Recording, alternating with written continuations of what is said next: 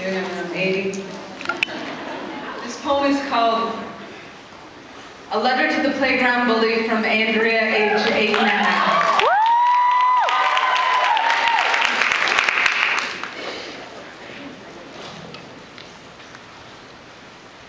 Maybe there are cartwheels in your mouth. Maybe your words will grow up to be gymnasts. Maybe you've been kicking people with them by accident. I know some people get a whole lot of rocking in the rocking chair, and the ones who don't sometimes get rocks in their voice boxes become slingshots. Maybe you think my heart looks like a baby squirrel. But guess what? You absolutely miss when you tell the class I have head lice, because guess what? I 100% absolutely do not have head lice, and even if I do, it is a fact that head lice prefer clean heads over dirty ones, so I am clean as a whistle on a teapot. My mother says it is totally fine if I blow off steam, as long as I speak in an octave, my kindness can still reach. My kindness knows mermaids never ever miss their legs in the water, because there were better ways to move through an ocean than kicking.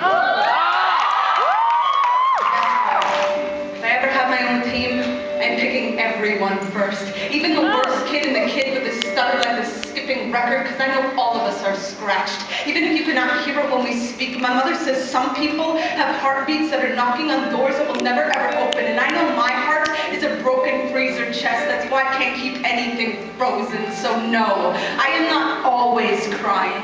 I'm just thawing outside the lines.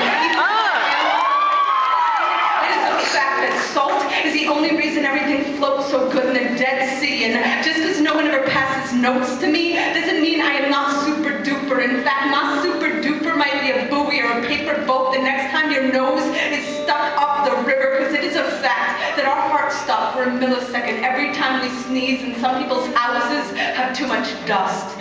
Some people's fathers are like addicts. I've heard addicts have monsters in their walls and shaky stairs. If I lived in a house that had an attic, I think I'd nightmare. A burglar in my safety chest, or maybe I'd look for rest in the sticks and stones, because my mother said a kid can only swallow so much punch before he's drunk on his own fist.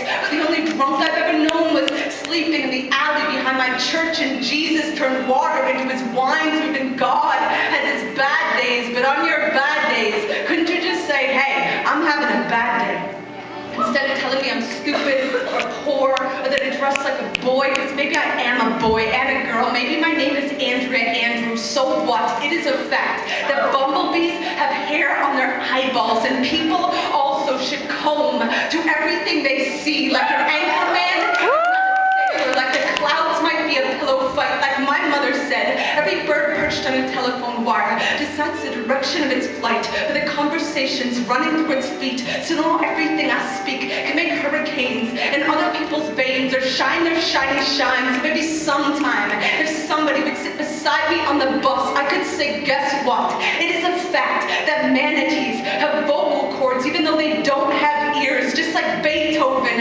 played music even we could no longer hear. And I know every belt that has hit someone's back is still a belt that was built to hold something up, and it is a fact that Egyptians slept on pillows made of stone. But it's not hard for me to dream that maybe one day you'll write me back like the dad wrote the lightning bug to say, I smashed my mason jar and I threw away the lid. I didn't want to take a chance that I'd grow up to be a war.